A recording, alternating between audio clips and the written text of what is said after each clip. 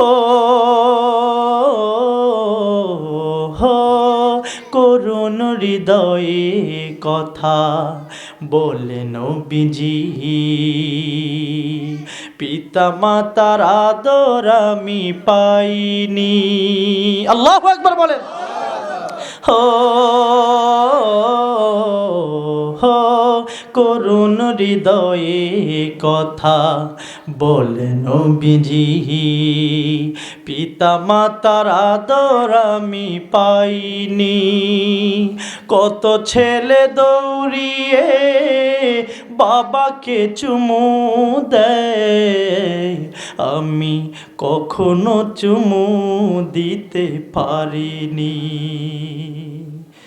এমন এতিম নবী পেও তোদের মনে, এমন এতিম নবী পেও তোদের মনে, একটু মায়াও কি হয়নি?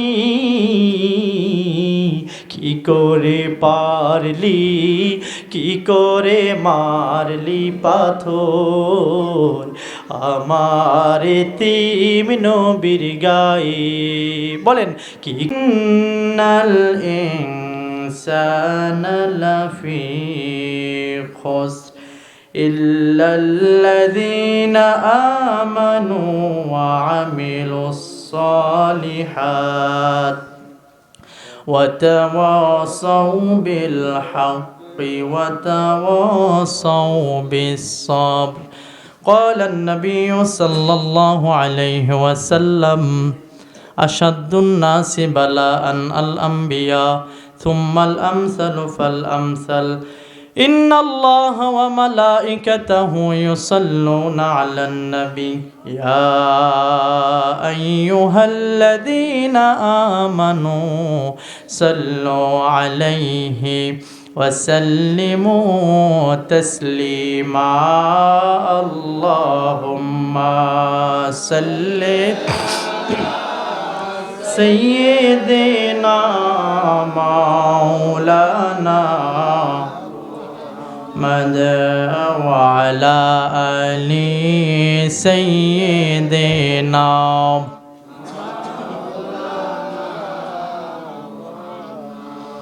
তোমায় ছাড়া নবী যায় না চলা,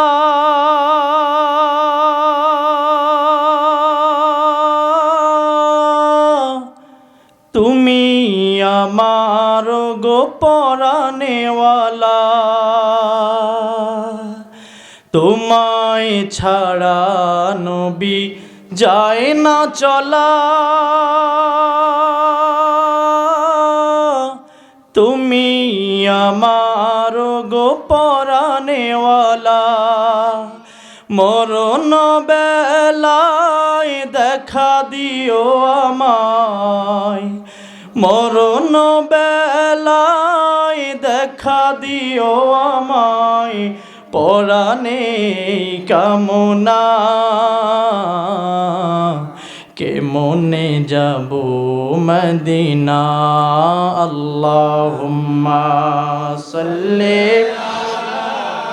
সাইয়্যিদিনা মাওলানা مد وعلى آل سيدنا محمد لا إله إلا جور لا إله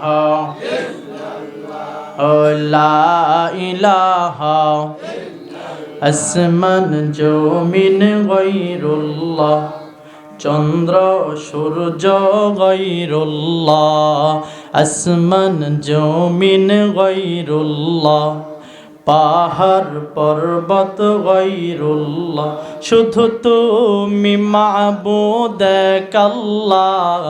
লা ইলাহা ইল্লাল্লাহ, লা ইলাহা লা ইলাহা ইল্লাল্লাহু মুহাম্মাদুর রাসূলুল্লাহ সাল্লাল্লাহু আলাইহি ওয়াসাল্লাম।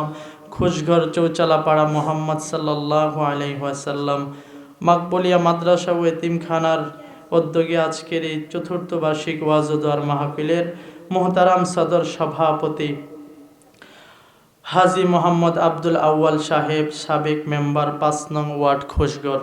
আজকের মাহফিলের সহসভাপতি জনাব মোহাম্মদ আবুল কালাম ভুইয়া, বিশিষ্ট সমাজ সেবক খুশগড়। আজকের মাহফিলের প্রধান বক্তা পীর মুফতি দেলওয়ার হোসেন মুজাহিদি সাহেব হাফিজাহুল্লাহ হজরত এসে পড়েছেন। আল্লাহ তাআলা হজরতের হায়াতে বরকত দান করুন, পয়েন আমিন। আমার পূর্বে কথা বলেছেন হাফেজ মাওলানা মুফতি মোহাম্মদ মহিবুল্লাহ সাহেব, হজরত মাওলানা মোল্লা নাজমুল হাসান আক্তার সাহেব, শহীদুল ইসলাম মুসলিম সিদ্দিকী, হজরত মাওলানা গুলাম সরোয়ার সাইদি সাহেব, হজরত মাওলানা মুফতি আরিফুল ইসলাম আরিফি, হজরত মাওলানা ডাক্তার মোহাম্মদ ইয়াসিন আহমদ। আজকের মাহফিলের নিবেদক অত্র মাদ্রাসার প্রতিষ্ঠাতা পরিচালক মাওলানা মোহাম্মদ গোলাম মাওলা। মাহফিল পরিচালনায় হাফেজ মোহাম্মদ জাহাঙ্গীর আলম সাহেব মুহতামিম অত্র মাদ্রাসা, হাফেজ মোহাম্মদ সাইফুল ইসলাম সাহেব সহ আজকের মাহফিলে উপস্থিত হজরত বুজুর্গ ওলামা কেরাম সবাইকে সালাম, আসসালামু আলাইকুম রাহমাতুল্লাহ। আল্লাহ পাকের শুকরিয়া যে মহান আল্লাহ তাআলা আমাদেরকে মায়া করে, দয়া করে, ভালোবেসে রহমতি বরকতি জান্নাতের টুকরা বাগানে উম্মতে ওলামায়ে কেরামের মজলিসে, কোরআন হাদিসের মজলিসে আগে আগে আসবার বসবার তৌফিক দান করেছেন। এজন্য বিনয় ও বনবচিত্তে শ্রদ্ধা জড়িত কণ্ঠে সকলে পড়ি আলহামদুলিল্লাহ। শুকরিয়া আদায় করলাম কার? সব সময় শুকরিয়া আদায় করব কার? দিনের বেলায় শুকরিয়া আদায় করব কার? রাতের বেলায় কার? সব সময় শুকরিয়া চলবে একজনের। চিল্লায় বলেন তিনি কে? আল্লাহর শুকরিয়া আদায় করলে কি লাভ হয় না ক্ষতি হয়? জোরে বলেন। কম হয় না বেশি হয়? কেন আল্লাহর শুকরিয়া আদায় করবেন না? কি দেন নাই আল্লাহ? আল্লাহ তাআলা আমাদেরকে কত নেয়ামত দিয়েছেন। শুকরিয়া যদি সারাদিন আদায় করি শেষ হবে? কথা বলেন। কত সুন্দর করে আল্লাহ তাআলা আমাদেরকে বানিয়েছেন। যেখানে দুইটা চক্ষু দেওয়ার দরকার সেখানে চোখ দিছেন, যেখানে দুইটা কান দেওয়ার দরকার কান দিছেন, যেখানে নাকটা সেটিং করার দরকার সেখানে নাক দিছেন। ঠিক কিনা বলেন? আচ্ছা, আল্লাহ যদি আমাদেরকে নাকটা এখানে না দিয়া, মনে করেন এটা যদি পেছনে দিয়ে দিত, তাহলে খাবার খাওয়ার আগে খাবারটা কি গান্দা না ভালো এটা টেস্ট করার জন্য কি সরাসরি মুখে দিতে পারতেন, নাকি পেছনে টেস্ট করে তারপরে মুখে দেওয়া লাগতো? যেটা যেখানে দেওয়ার দরকার সেখানে দিচ্ছেন। খাওয়া মুখে দেওয়ার আগেই নাক সিগন্যাল দেয় এটা পজিটিভ, খাইতে পারো। সুবহানাল্লাহ পড়েন। তাহলে শুকরিয়া আদায় করার দরকার আছে না নাই? কত সুন্দর একটা জিহ্বা দিচ্ছেন, যেটা দিয়া টক জাল মিষ্টি এক জিহ্বা দিয়া সব টেস্ট করা যায় কি যায় না? সুবহানাল্লাহ বলেন। এজন্য লম্বা কথা না, ভূমিকা বেশি না, আবার সবাই মিলে আলহামদুলিল্লাহ বলেন। দরুদ ও সালাম প্রেরণ করছি বিশ্ব নবীর উপর, সরকারে দো আলম নবীর উপর, সকলে পড়ি সাল্লাল্লাহু আলাইহি ওয়াসাল্লাম। সময় খুব অল্প, এজন্য সরাসরি আলোচনায় যাচ্ছি। হজরত এই 30-40 মিনিটের মধ্যে চলে আসবে। আপনারা কি অল্প সময় কোরআন থেকে কথা শুনতে রাজি আছেন? আমরা কথা শুনবো আল্লাহর কালাম থেকে। বলেন কোথায় থেকে? এ কোরআন থেকে কোনো কথা বললে কি কোনো সন্দেহ আছে? কোনো গোজামিল আছে? কোরআনের বাহিরে যত কিচ্ছা কাহিনী সন্দেহ থাকতে পারলেও পারে, কিন্তু কোরআন থেকে যদি কেউ কথা বলে এতে বিন্দুমাত্র কোনো সন্দেহের অবকাশ নাই। চিল্লায় বলেন ঠিক কিনা? কোরআন আল কারিমে আল্লাহ তাআলা শুরুতেই এই চ্যালেঞ্জটা দিচ্ছেন। রব্বুল আলামিন বলেন, যালিকাল কিতাবু লা রাইবা ফীহি হুদাল লিল মুত্তাকিন।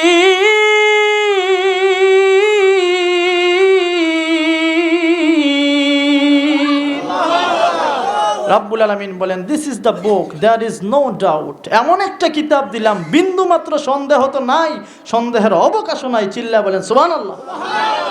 তাহলে এটা থেকে কথা বললে বেজার হওয়ার কোনো সুযোগ আছে? এটা দিয়ে কথা বললে গায়ে পড়লেও মাইনা নিতে হবে। ঠিক কিনা কন? কারণ এটা হচ্ছে একটা সংবিধান। এটার বাহিরে আপনি আমি চললে আমি বেজাল, এটাতে কোনো বেজাল নাই। চিল্লা বলেন ঠিক কিনা? আমি আমার খুতবায় কোরআন আল কারিমের সিরিয়ালে 103 নম্বর সূরা, বলেন কত নম্বর? 103 নম্বর সূরা আপনাদের সামনে তেলাওয়াত করেছি। সূরার নাম হচ্ছে সূরাতুল আসর। নাম কি বলেন? এটা কি জীবনে প্রথম শুনছেন না আগেও শুনছেন?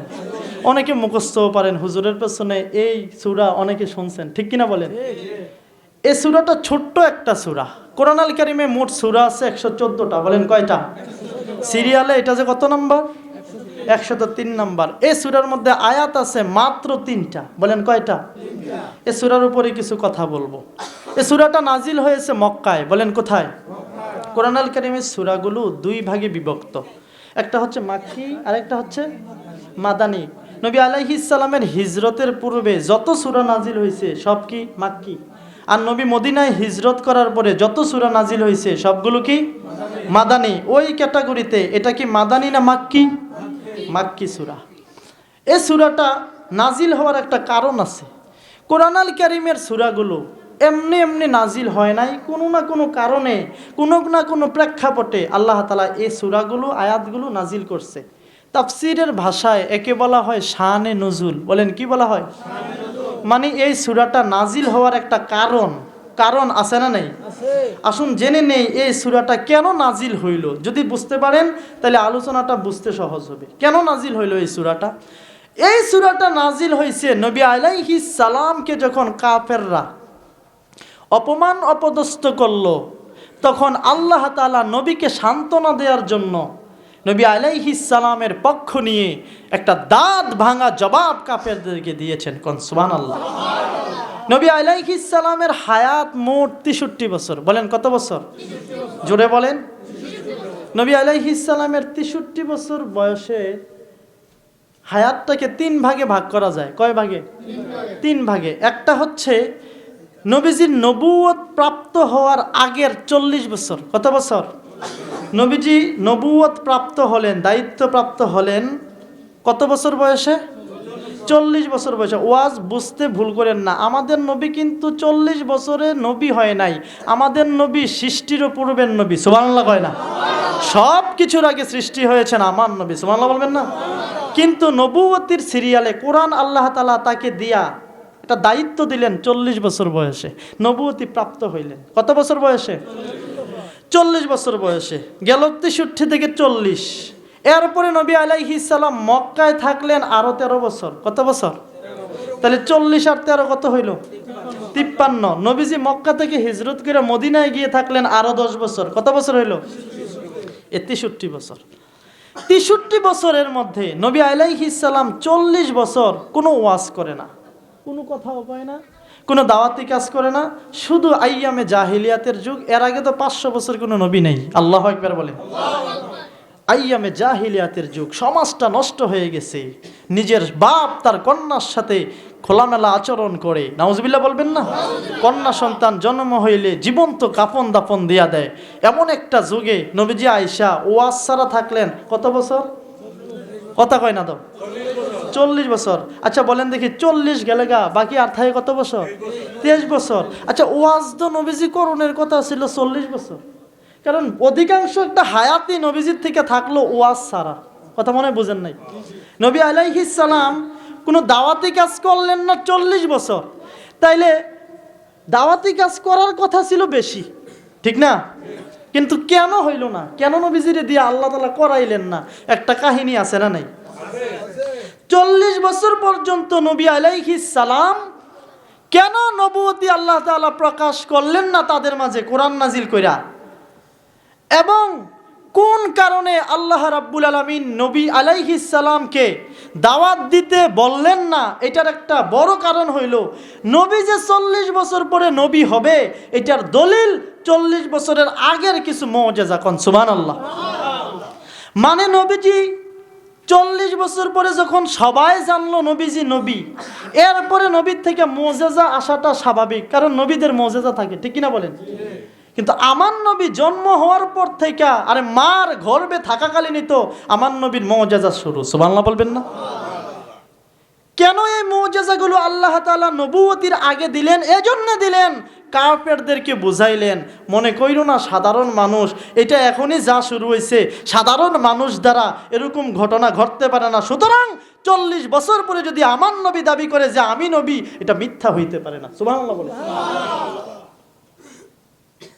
আল্লাহর নবী যখন মার গর্ভে, মা আমিনার পেটে, তখনকার সময়ে মহিলাদের আতর ঘ্রাণ নেয়া, শরীরে আতর ঘ্রাণ ব্যবহার করা জায়েজ ছিল না, নিষেধ ছিল। এখনকার যুগেও নারীরা বাহিরে পারফিউম ব্যবহার করে বের হওয়া জায়েজ নাই, তখনের যুগে ঘরেও আতর ব্যবহার করা জায়েজ ছিল না, নিষিদ্ধ। মা আমিনার গর্ভে মুহাম্মাদুর রাসূলুল্লাহ আইসা পড়ছে, তো গোসল করবে, গোসল করে আসলেন মাত্র তার শাশুড়ি আম্মা কিছুক্ষণ পরে একই গোসলখানার মধ্যে গেলেন, গিয়ে দেখতেছেন আতরের ঘ্রাণ পাওয়া যায়। সুবহান। কোথায় থেকে আতর আইলো রে? আতর ব্যবহার করা তো নিষিদ্ধ। কোথায় থেকে আতর আসলো? আমাদের বৌমা বুঝি আতর ব্যবহার করেছে। শ্বশুরের কাছে যায় বলতেছে, আপনার ছেলের বউ বুঝি আতর ব্যবহার করছে। কেমনে বুঝলা? দেখেন না গোসলখানায় আতরের ঘ্রাণ পাওয়া যায়। শ্বশুর সহ গিয়ে দেখলেন আসরেই একটা সুগন্ধি পাওয়া যায়। শাশুড়ি আম্মা গিয়ে জিজ্ঞেস করলেন, আমেনা আতর ব্যবহার করছো নাকি আজকে? না না, আমি আতর ব্যবহার করি নাই। গোসলখানার মধ্যে কিসের ঘ্রাণ পাওয়া যায়? মা গো, আমার পেটে যেটা আসছে, এটা আসার পর থেকে আমি আমেনা যেখানে থুতু ফালাই সেখান থেকে মেশকি আম্বরের ঘ্রাণ বের হয়। ও মা, আমি গোসলখানায় যখন থুতু ফালাই আমার থুতু থেকে ঘ্রাণ বের হয় গো মা।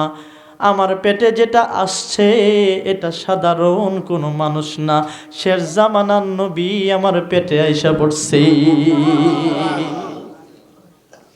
আমার নবী পেটে থাকতেই নবী। সুবহানাল্লাহ কয় না? আমার নবীর মুজিজা আগে থেকেই শুরু।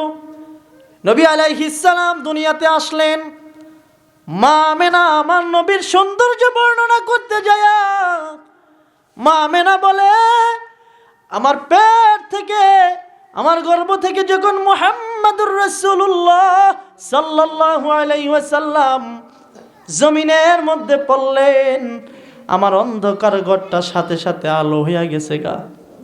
সুবহানাল্লাহ। আরো আস্তে কোন মিয়া সুবহানাল্লাহ। আমার অন্ধকার ঘরটা আলোকিত হয়ে গেছে গা। কিতাবের মধ্যে এসেছে আল্লাহর নবীর এই চেহারা মুবারকে আল্লাহ তাআলা পর্দা দিয়া রাখতেন। কি দিয়া রাখতেন?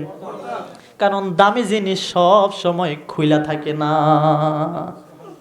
নবীর আসল সৌন্দর্য আল্লাহ তাআলা সব সময় প্রকাশ করেন নাই। চেহারার মধ্যে একটা কাবার দিয়া দিতেন, কুদরতি পর্দা। এ পর্দা যদি কখনো কখনো খুইলা যাইতো মানুষ পাগল হইয়া যাইতো। কোন সুবহান। এ সুন্দর চেহারাটা আকাশের চাঁদের চাইতে আরো সুন্দর ছিল। দাদা মুত্তালিব নবীর সৌন্দর্য বর্ণনা করতে গিয়া বলেন, আমার নাতি যখন ছোটবেলায় উপরের দিকে তাকাইয়া রাতের বেলায় খোলা আকাশে এদিক সেদিক চাইতো, আমি লক্ষ্য করে দেখি আকাশের চাঁদটা আমার নবীর চোখের কাছে আইসা, নবী ডান দিকে যায় চাঁদ ডান দিকে যায়, নবী বাম দিকে যায় চাঁদ বাম দিকে যায়, আমার নবীর সাথে চাঁদ নাইমা খেলাধুলা করে। নবীর নবুয়তি ছোটবেলা থেকেই প্রকাশ। সুবহানাল্লাহ কয় না? আচ্ছা বলেন, এমন কাম কি সাধারণ কোন মানুষ দিয়া হইতে পারে? হইতে পারে? আল্লাহ নবীর সৌন্দর্য মাঝে মাঝে মসজিদে নববীতে প্রকাশ পেয়েছে। এক সাহাবী একদিন মসজিদের দিকে তাকাইয়া হাউমাউ করে চিল্লাইতেছে আর বলতেছে, কিয়ামত হয়ে গেছে গা, কিয়ামত হয়ে গেছে গা। বাকি সাহাবীরা দৌড়াইয়া আসলেন, কই কিয়ামত হইছে বেটা, কই কিয়ামত হইছে? সাহাবী বললেন, দেখো না মসজিদে নববীর মধ্যে একটা চাঁদ দেখা যায়, আসমানের চাঁদটা নেমে গেছে। সুবহান। আসমানের চাঁদটা নিচে পড়া গেছে। দেখো মানুষজন দৌড়াইয়া দেখলেন, না না না, আকাশের চাঁদটা আকাশে আছে। আমার নবী বিশ্ব নবী মসজিদে নববীতে দাঁড়ায়া দাঁড়ায়া নামাজ পড়ি। ওই সাহাবীর ধারণা হইল এত সুন্দর মানুষ কি আবার মানুষ নি, আসমানের চাঁদ, তো কিয়ামত হইলে তো চাঁদ খইসা মাটিতে পড়ে যাবে। এই জন্য বলতেছে কিয়ামত হয়ে গেছে গা। এই যে ঘটনাগুলো আপনাদেরকে বললাম, এগুলো কোনো সাধারণ মানুষ দিয়া হইতে পারে নাকি? তার মানে 40 বছর পর্যন্ত আল্লাহ তাআলা আল্লাহর হাবিবকে দিয়া এমন কিছু ঘটাইলেন যে 40 বছর পরে যেন মানুষ অনায়াসেই বিশ্বাস করে যে আসলেই নবী, কারণ ছোটবেলা থেকে দেখছি। সুবহানাল্লাহ। নবী জন্ম হওয়ার পরে দাদা আব্দুল মুত্তালিব কুলে কইরা নিয়ে গেলেন মক্কার ধারে কাবা ঘরে। কুরাইশ বংশের মানুষগুলোকে ছোট্ট নাতিকে দেখাবে। ওই সময় সব মানুষেরা দেখা বলতে বাধ্য হয়েছে ওলিদা নবিয়ুন হাদিহিল উম্মা, এত সুন্দর বাচ্চা সাধারণ মানুষ হইতে পারে না রে। 500 বছর পরে দেখ এই উম্মতের নবী জন্ম হইয়া গেছে। নবী আমার এত সুন্দর ছিলেন। তো এই নবীকে 40 বছর পর্যন্ত আল্লাহ তাআলা ওয়াজ করতে, দাওয়াত দিতে নিষেধ করলেন। কেন বুঝছেন তো? এই কারণে 40 বছর পরে আল্লাহ তাআলা ডাক দিলেন, বন্ধু আমার আসেন, আপনি আসেন। নবী হেরা গুহার মধ্যে ধ্যান মগ্ন আছেন। আল্লাহ তাআলা জিবরাইলকে পাঠিয়ে দিলেন, যাও যাও আমার বন্ধুর কাছে যাও, আমার বন্ধুকে যায় বলো আল্লাহ তাআলা এখন মানুষকে ইসলামের দাওয়াত দেওয়ার জন্য আপনাকে অর্ডার করেছে। বন্ধু আমার বহুত তো থাকছেন ওয়াজ ছাড়া, এখন থেকে আপনার দাওয়াতি কাজ শুরু। সুবহানাল্লাহ কোন। ওয়াজ যখন শুরু তো তার বিরুদ্ধে কিছু লোক আছে না নাই? হুজুর যতক্ষণ ওয়াজ না করে হুজুর ভালো, তো হুজুর যদি ওয়াজ শুরু করে তাহলে ভেজাল আছে না নাই? এরপরেও যদি হুজুর আসমানের উপরের ওয়াজ আর জমিনের নিচের ওয়াজ করে হুজুর ভালো, দুনিয়ার কোনো ওয়াজ করলে কয় হুজুর রাজনীতি করে, কথা কয় না? তা দুনিয়া কি চলবে কোরআন দিয়া না কোরআনের বাহিরে? তো দুনিয়ার কথা কোরআন দিয়ে বলা লাগবে না? তো দুনিয়া চলবে কেমনি? এজন্য দুনিয়ার কথা বললে শুধু রাজনীতির গন্ধ খুঁজতে নাই, ঠিক কিনা বলেন? এই কোরআনের ভিতরে Islam is the complete code of life. Islam হচ্ছে একটা পূর্ণাঙ্গ জীবন ব্যবস্থা। এমন কোন জিনিস নাই যে কোরআনে নাই। সুবহানাল্লাহ কয় না? তাহলে শুনেন, আল্লাহর রাসূল ওয়াজ শুরু করলেন। বিশাল পাহাড়ের উপরে উঠা মক্কার মানুষদেরকে ডাক দিলেন, ইয়া আইয়ুহান নাস, ও মক্কার মানুষেরা কই আছো, শোনো শোনো। কুলু লা ইলাহা ইল্লাল্লাহ তুফলিহুন। আল্লাহু আকবার বলেন। ও দুনিয়ার মানুষেরা কই আছো, আসো আসো আসো, একটা আসল খবর আছে। দুনিয়ার মানুষগুলো সবাই দৌড়ে পাহাড়ের কাছে গেলেন। কি খবর, কি খবর মুহাম্মদ? আমি যদি একটা কথা বলে বিশ্বাস করবানি? অবশ্যই বিশ্বাস করব। মক্কায় আজ পর্যন্ত মুহাম্মদ একটা মিথ্যা কথা বলে নাই। সুবহানাল্লাহ কয় না? কি কও মুহাম্মদ সাল্লাল্লাহু আলাইহি ওয়াসাল্লাম, যা বলবা তাই বিশ্বাস করব। মুহাম্মদ মিথ্যা বলতে পারে না। না, সত্যি করে বলো, আসলে কি বিশ্বাস করবা? হ্যাঁ করব। আমি যদি বলি এই পাহাড়ের পেছনে একদল শত্রু আছে, একটু পরেই তোমাদেরকে ধরবে, আক্রমণ করবে, বিশ্বাস করবা? হ্যাঁ করব। মুহাম্মদ মিথ্যা বলে না। সুবহানাল্লাহ কয় না? আল্লাহর নবী শর্ত নেয়ার পরে এরপরে বললেন, কুলু লা ইলাহা ইল্লাল্লাহ, তোমরা যেই এত খোদার ইবাদত করো, 300 খোদা বলো আর যত খোদা বলো, 160 বলো, এত খোদার পূজা আজ থেকে বন্ধ। ইবাদত করতে হবে একজনের, বলেন তিনি কে? ক্বালু লা ইলাহা ইল্লাল্লাহ তুফলিহুন। সফলতা যদি পাইতে চাও তো লা ইলাহা ইল্লাল্লাহ পড়া সবাই আল্লাহর ধর্মে আসো। সুবহানাল্লাহ কয় না? এতক্ষণ যে মানুষগুলো বলতেছিল মুহাম্মদ মিথ্যা বলতে পারে না, সেকেন্ডের ভিতরে পল্টি নিয়ে নিল, মুহাম্মদ ধ্বংস হইয়া গেছে। নাউজুবিল্লাহ। আবু জাহেল, উতবা, সাইবা সবাই বলতেছে আমাদের মুহাম্মদ এতদিন ভালো আছিল, আমাদের দলের লোক আছিল, ঠিক কিনা বলেন? দলের বাইরে গেলে ভেজাল আছে না নাই? মুহাম্মদ আমগো দল থেকে বের হইয়া গেছে, মুহাম্মদের ভিতরে ধ্বংস হইয়া গেছে, মুহাম্মদ বেজাল হইয়া গেছে গা। নাউজুবিল্লাহ বলি। কাফেরদের এই কথার জবাব দিতে গিয়ে রব্বুল আলামিন কোরআন আল কারিমে সূরাতুল আসর সিরিয়ালে 103 নম্বর সূরা 3 আয়াত বিশিষ্ট গোটা একটা আস্ত সূরা নাজিল করে দিলে। এই হলো সূরাতুল আসর নাজিল হওয়ার কারণ। বুঝা গেছে নি আপনাদের? এবার আসেন আল্লাহ তাআলা কি বলল, কাফেরদের দাঁত ভাঙা জবাব দিতে গিয়ে রব্বুল আলামিন কি বললেন শুনবেন আপনারা। আল্লাহ রাব্বুল আলামিন কোরআনুল কারীমে বলেন, ওয়াল আসরি ইন্নাল ইনসানা লাফি খুস। বন্ধু আমার, হায়াতের কসম, সময়ের কসম, বছরের কসম, কালের কসম, আপনি ধ্বংস না, আপনি ধ্বংস না। যারা বলে আপনি ধ্বংস তারা নিজেরাই ধ্বংস। শুধু তারা ধ্বংস না, দুনিয়ার সব মানুষ ধ্বংস। কোন সুবহানাল্লাহ। বন্ধু আমার, তারা বলে আপনি ধ্বংস হয়ে গেছেন। না না না, আপনি ধ্বংস না, আপনি ঠিকই আছেন। তারাই বরং ধ্বংস হয়ে গেছে।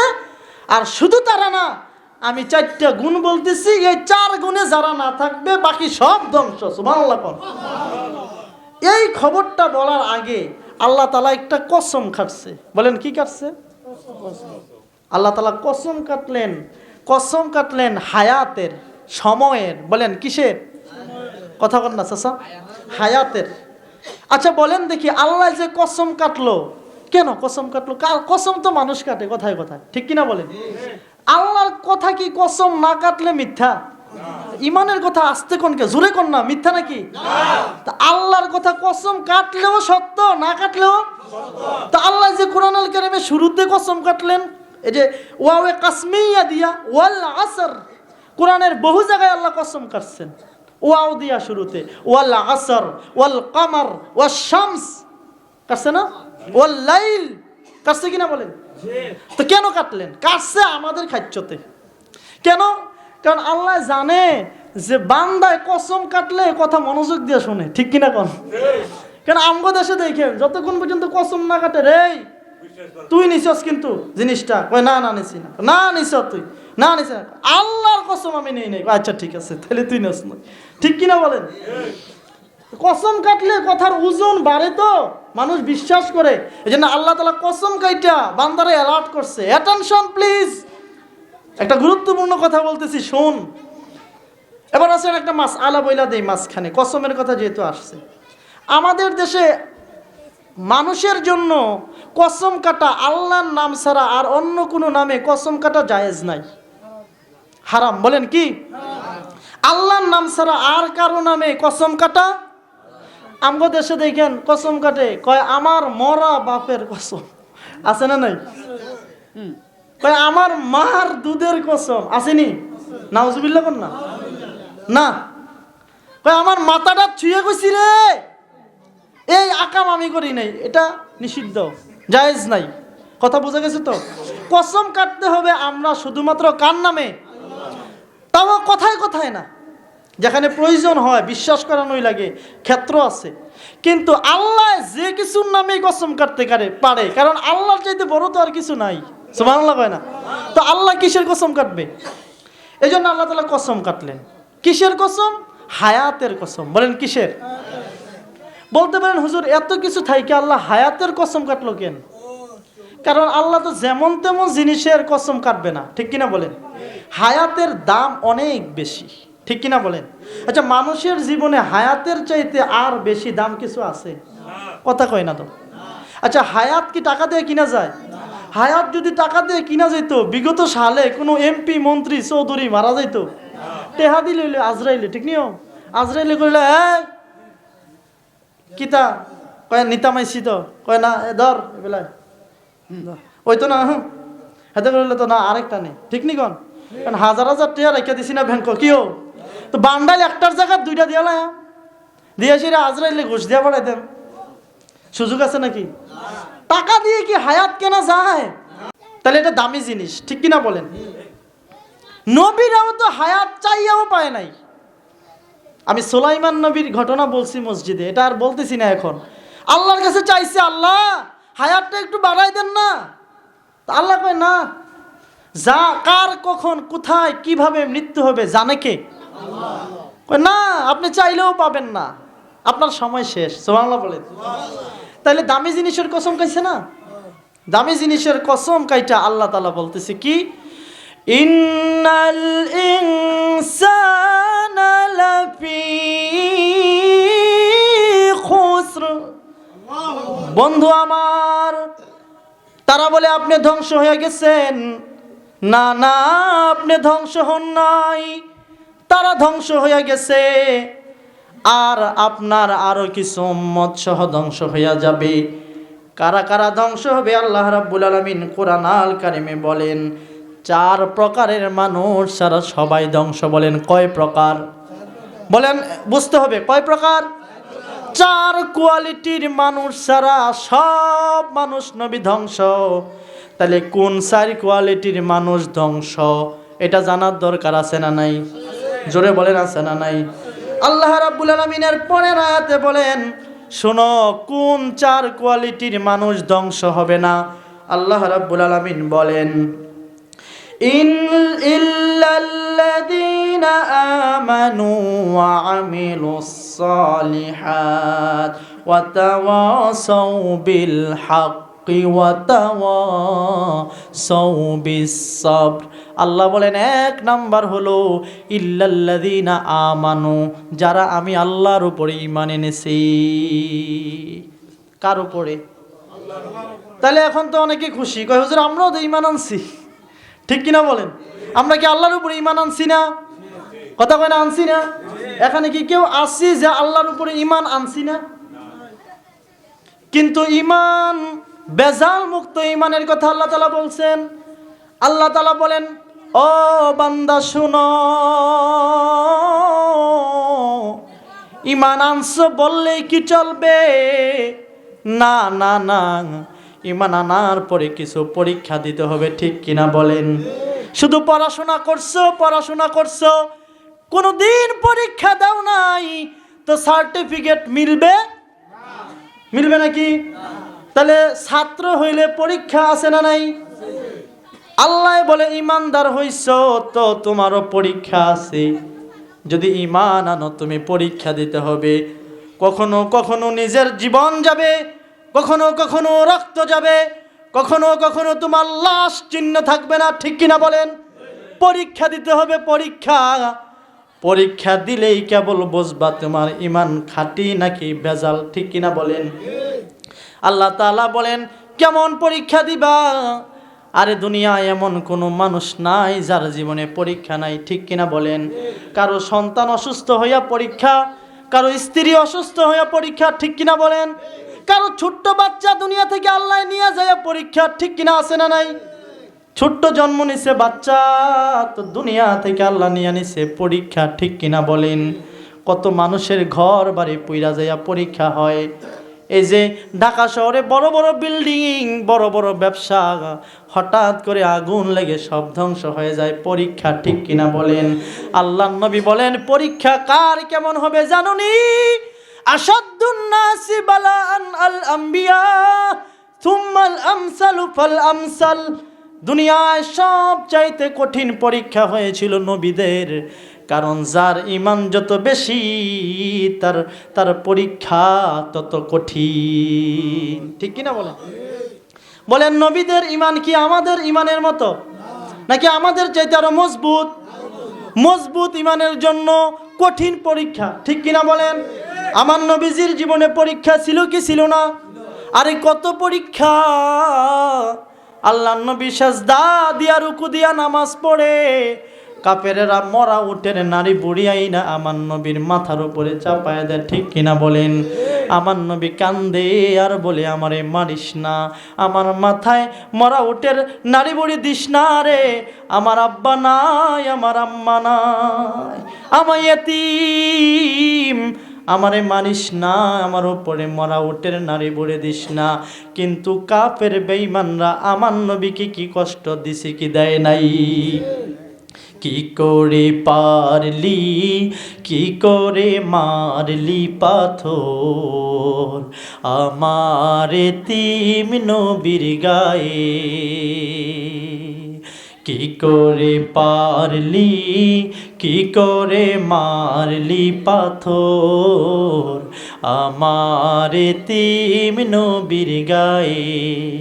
নুরানি বদনে আঘাতে আঘাতে, বলেন নুরানি বদনে আঘাতে আঘাত, ক্ষত বিক্ষত তোরা কেন করলি, কি করে পারলি, কি করে মারলি পাথর আমার এতিম নবীর গায়ে। হো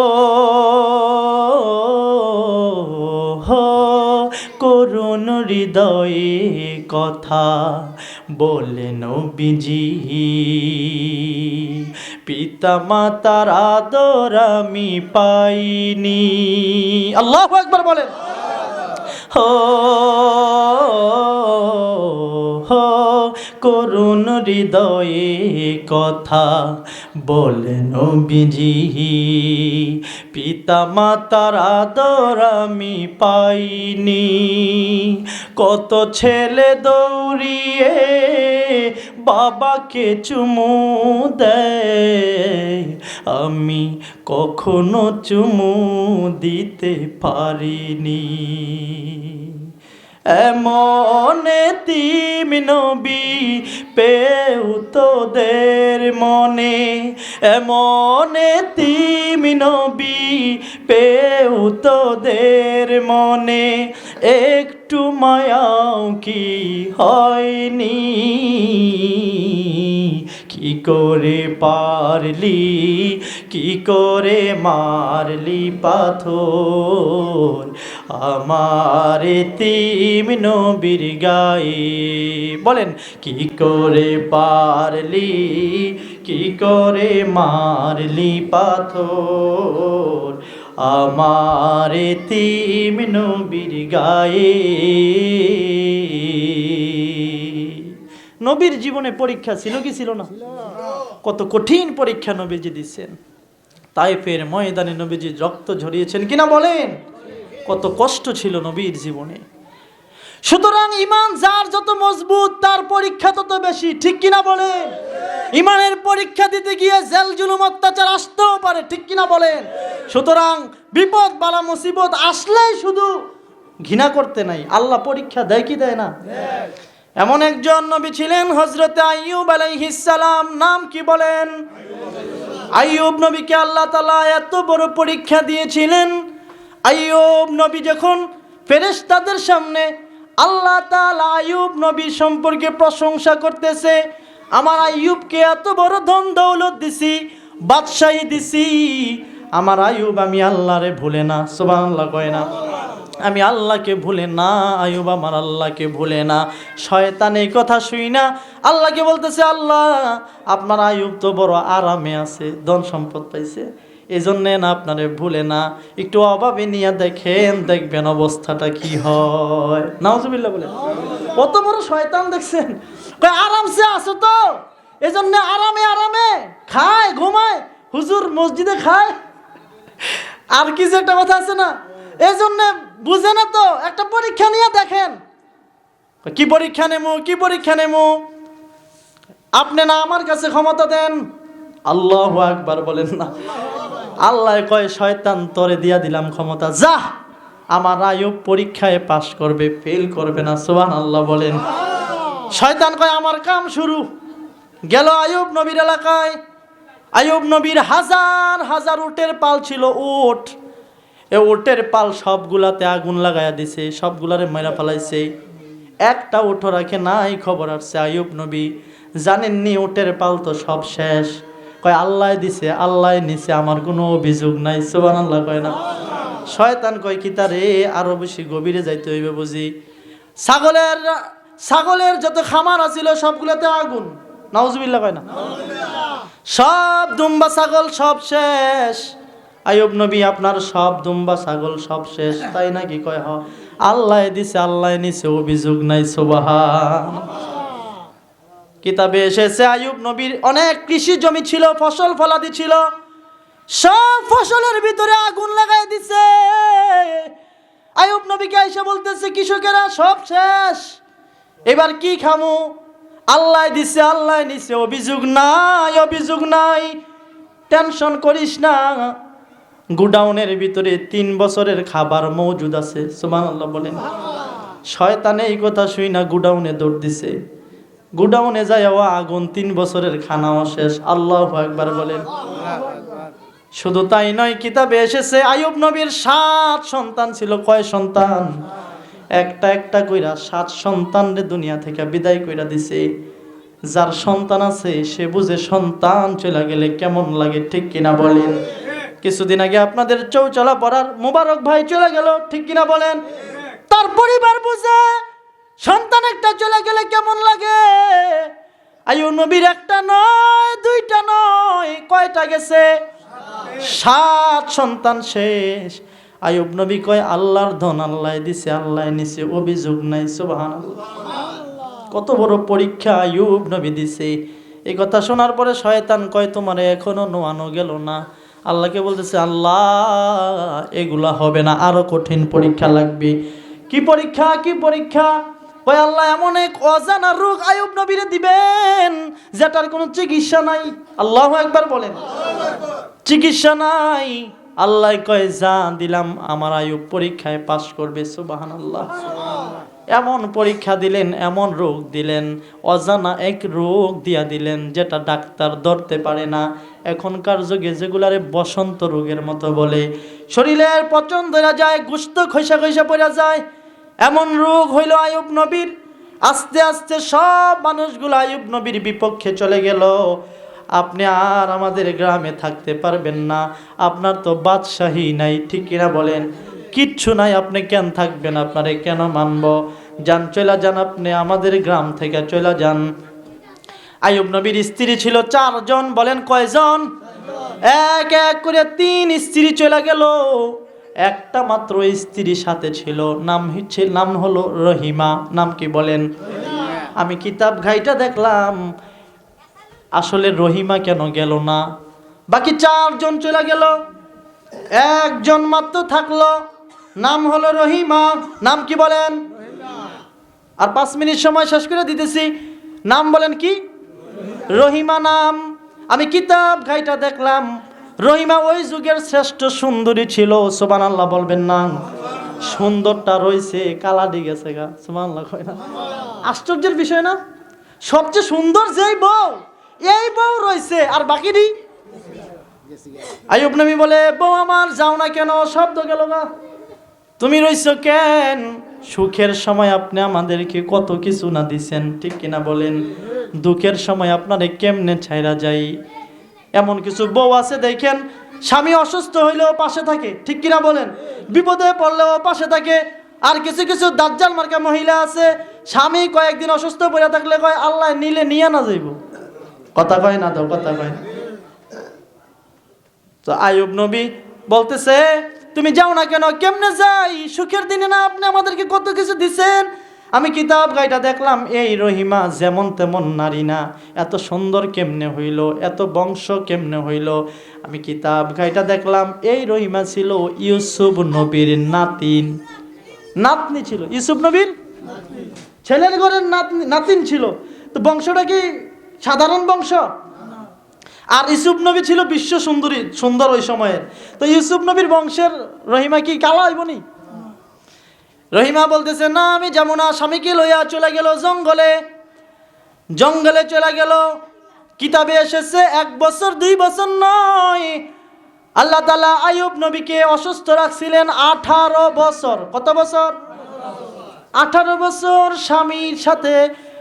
স্বামীর কাছ থেকে রহিমা দূরে সরে যায় না।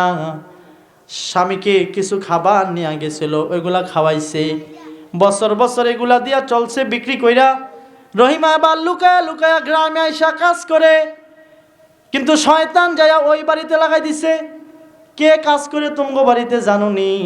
এটা তো আইয়ুব নবীর স্ত্রী। যে মানুষের লগে থাকে তোমরাও এই রোগ হইতে পারে, আমি কিন্তু জানি না। আল্লাহু আকবার বলেন। গ্রামের লোকেরা বলে রহিমা আর আমাদের গ্রামে আইসো না, তোমার কাজ করা লাগবে না। রহিমা বিপাকে পড়ে গেল। যাওয়ার পরে কোত্থেকে খাবার আনবে রহিমা?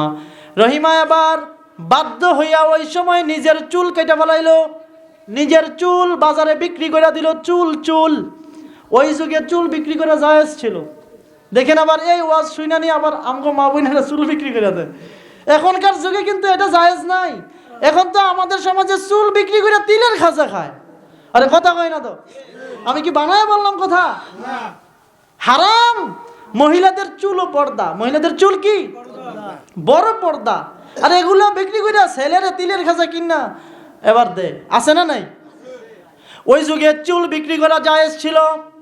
শয়তান একটা আকাম করছে দেখেন এখানেও।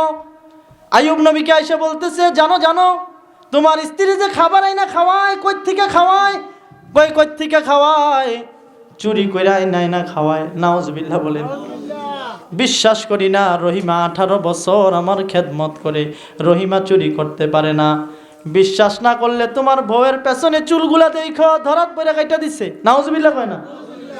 ধরায় পড়ছে, কাইটা দিছে। এবার আসার পরে দেখতেছে কি আসলে কি ধরায় পড়ছে নাকি। বলল যে না শয়তান তোমাকে এটা লাগাইছে। আমাদের খেয়াল করেন, হুজুর আসুক, শয়তান তোমার লাগাইছে। জিব্রাইল আইসা বইলা ফেলাইলো আইয়ুব নবীকে, আইয়ুব নবী এবার রহিমাকে ভুল বুঝছিল। আল্লাহ জিব্রাইলকে পাঠায়া দিয়া বলল যে রহিমা 18 বছর তোমার খেদমত করেছে, ওই রহিমা চুরি করতে পারে না। কোন সুবহানাল্লাহ বলেন দেখি। আইয়ুব নবীর ইয়েটা কি, পরীক্ষাটা কি ছোট ছিল না বড় ছিল? আপনাদেরকে আমি শেষে এসে বুঝাইতে পারি নাই, হুজুরের দিকে সবাই তাকাই রয়েছেন, আমি ছেড়ে দিতেছি। আইয়ুব নবীর পরীক্ষাটা কি ছোট ছিল না বড় ছিল? তাহলে আল্লাহ যে বলছে 1 নম্বর কি করতে হবে? ঈমান আনতে হবে। কি আনতে হবে? তাহলে ঈমান আনলে আমাদের পরীক্ষা আছে না নাই? কথা বলেন। তাহলে এই পরীক্ষায়ও পাশ করতে হবে, ঠিক না? আল্লাহ তাআলা এরপরে বলেন ইল্লাল্লাযীনা আমানু ওয়া আমিলুস সালিহাত। এরপরে নেক আমল করতে হবে। 2 নাম্বার, যারা নেক আমল করবে ওদেরও ধ্বংস নাই। কি নাই বলেন? 1 নাম্বার যারা ঈমান আনবে তাদের ধ্বংস, 2 নাম্বার যারা নেক আমল করবে ধ্বংস, 3 নাম্বার ওয়াতাওয়াসাউ বিল হক, যারা সত্য কথা বলবে, যারা হক কথা বলবে তাদের কি নাই? ধ্বংস নাই। 4 নাম্বার ওয়াতাওয়াসাউ বিস সাবর। আল্লাহ বলেন এই হক কথা বললে, সত্য কথা বললে বিপদ বালা মুসিবত আসতে পারে কি পারে না? যদি আসে ওয়াতাওয়াসাউ বিস সাবর, এরপরে সবর করো।